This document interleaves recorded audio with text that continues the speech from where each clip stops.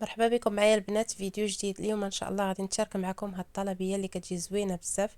الدجاج هكا مفيلي ومعمر بالكفته بطريقه اللي هي زوينه بزاف وجديده ان شاء الله البنات. اللي كديروا الكوموند ان شاء الله يعجب الكليان ديالكم يولي معتمد عندكم باذن الله. غادي نبداو البنات، بسم الله على بركه الله، اللهم صل وسلم وبارك على سيدنا محمد. كما كتشوفوا معايا البنات عندي ستير ديال الدجاج، غادي ندير الحشوه باش غادي نعمر الدجاجات من الداخل هي الاولى، وعاد ان شاء الله غادي نشارك معكم التشرميله والطريقه كامله ديال البلا بجميع التفاصيل ان شاء الله البنات. صافي قطعت صدير ديال الدجاج وغادي ندير ليه التوابل في الهشوار باش تجيني واحد الكفته اللي هي زوينه بزاف. درت هنايا عندي في شويه د الملحه وشويه القزبر ومعدنوس، كندير شويه د الهريسه، وكندير شويه ديال لاصوص ديال الصوجه، وكندير واحد العصيره ديال الحامض، وغادي ندير واحد التوابل في هاد السير ديال الدجاج باش تجيني واحد الحشوه اللي هي زوينه بزاف وبنينه ان شاء الله. صافي عصرت شويه الحامض. البنات اللي اول مره كتشوفوا القناه ديالي ما تنساوش تفعلوا الجرس باش دائما توصلوا بالجديد ديالي، وإلا عندكم شي اقتراح او اي حاجه خليوها لي في لي كومونتير ومرحبا بكم. غندير هاد التوابل هادو ديال الدجاج، كندير منهم شويه وكنحاول هكا كنطحن هادو اي توابل ديال الدجاج كتستعملوهم ديال الدجاج. وغادي نطحن هاد الحشوه مزيان، وغادي نزيد عليها الشعريه الصينيه، وهذه هي اللي غادي نعمر بها الدجاج. كتخلطوها مزيان حتى كتدخل لكم هذيك الكفته باش من الداخل يجيكم الدجاج فتي ما يجيكمش قاصح. ضروري كيخص هذيك الكفته شويه الشعريه باش ما يجيش قاصح. صافي هاي الحشوه ديالي خلطتها، كتجي بنينه بنينه بزاف البنات، خطيره هاد الحشوه. صافي هادشي اللي كاين. كناخذوا الدجاج ديالنا نشرملوه. اول حاجه عندي جوج دويمات ديال الزعفران، شويه الخرقوم، نفس هذيك التوابل هي اللي درتها هنا. على فكره البنات هاد التوابل اللي خديت فيهم الثومه فيهم البصله فيهم بزاف ديال البهارات، يعني ما تحتاجوش ديروا العطريه نهائيا. درت غير شويه الهريسه وشويه دويمات الزعفران وقبيصه الملحه، وهذا الشيء اللي درت فيه. غادي ندير واحد القطيره الصوجه كما قلت لكم، هاد البلا غادي يكون رومي، وغادي ندير شويه الماء، وغادي نحاول نخلط هاد التوابل مزيان، هما اللي غادي ندهن بهم الدجاج من الداخل وعاد باش غادي نعمرو. صافي كما كتشوفوا معايا كنحاولوا كندهنوا هذيك الهبيره ديالنا من الداخل. هذا راه الدجاج من الداخل كما قلت لكم، راه محيدين ليه العظيمات، كنحاولوا كندهنوه مزيان من البرا ومن الداخل، وعاد باش كنعمروه بهذيك الحشوه وكنخيطوه. وغتشوفوا معايا الدجاج كيفاش كيرجع. صافي كنحاولوا هكا كنشرملوه كما كتشوفوا البنات، راني ما درتش العطريه نهائيا البلديه. صافي كناخذوا الالومنيوم بهذه الطريقه كما كتشوفوا.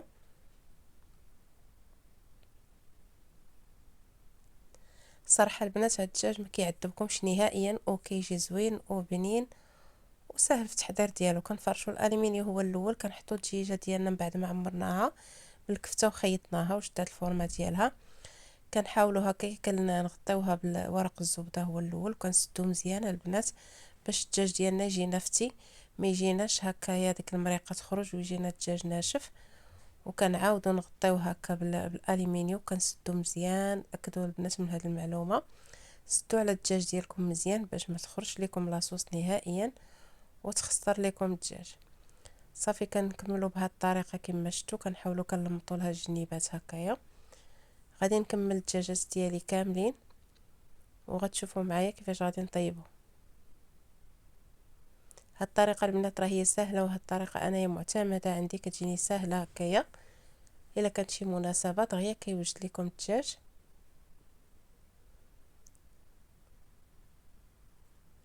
وكتجي هكا حويجه اللي هي مختلفه على الدجاج اللي كنعرفو دائما.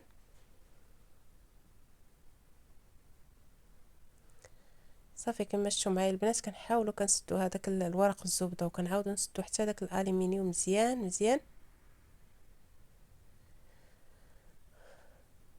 سمحوا لي البنات على صوتي، رانيا كنمونطي لكم في الليل بالنسبه للبنات اللي طلبوني في تيك توك، قالوا لي والو حيت حطي لنا الفيديو غدا بغينا نشوفوه كامل.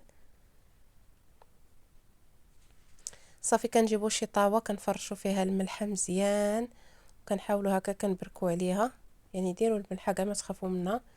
ديروا شي 3 ولا 4 هكا د الباكيات. هاد الملحه هي اللي كتعاونوا باش ما كيتحرقش وكيطيب لكم دغيا.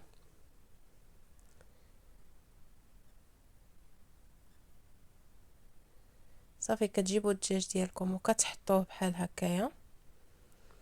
راه البنات ما كياخذش وقت كتير باش كيطيب هاد الدجاج وكيجي واحد الطياب خاطر. انا غنوريه لكم، ما كتحلوا عليه، ما كتحمروا، ما حتى شي حاجه. الحاجه الوحيده اللي كتعرفوا، سمحوا لي، كت تحسبوا مثلا واحد ساعه حتى لساعه وربع على حسب الفران والسخونيه ديالو. الا كثرتو كاع ساعه وربع كيخرج الدجاج زبده طايب محمر كما غتشوفوا معايا ان شاء الله النتيجه ديالو. حاولوا حتى الجنيبات تكون فيهم الملحه باش ما تحرقش لكم الدجاج ديالكم. كتغطيو عليه بالملحه هكايا مزيان وكتدخلوه الفران وغتشوفوا معايا النتيجه. قد ما درتوا الملحه مزيان قد ما غاديش يتحرق لكم الدجاج، تحافظ عليه الملحه وغادي يطيب كامل. المهم هذه هي الطريقه اللي كندير انا. ايوا صافي هادشي اللي كاين. دابا غادي نشعلوا الفران وندخلوه ليه وغادي تشوفوا معايا. هذه هي النتيجه، نتوما غتشوفوا معايا. غادي نحل معكم مباشره بعد ما دازت عليه. انا خليته طاب على خاطرو، خليته تقريبا ساعه ونص البنات في الفران. هذيك الملحه راه هي كتقصح، وحتى لكتو ما دربانيش به راه كتبقى شاده لكم السخونيه وكيبقى الدجاج ما كيقصحش نهائيا. ايوا هذا ما كان.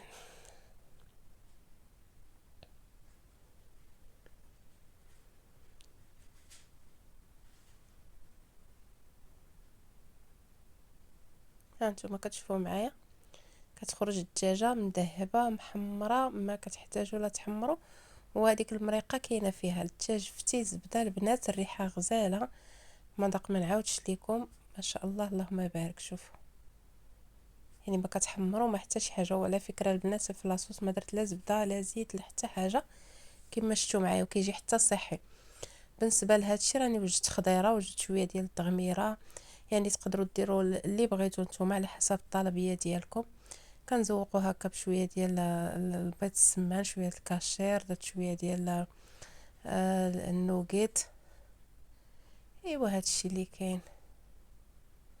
وبصحه وراحه، ونتمنى يكون عجبكم هذا البلا. بالنسبه للبنات راني كندير لي كوموند، اللي اول مره كيشوف هذا الفيديو ديالي راني كندير لي كوموند يخلي لي تعليق. ومرحبا بكم ان شاء الله جميعا اخوات المسلمين والمسلمات.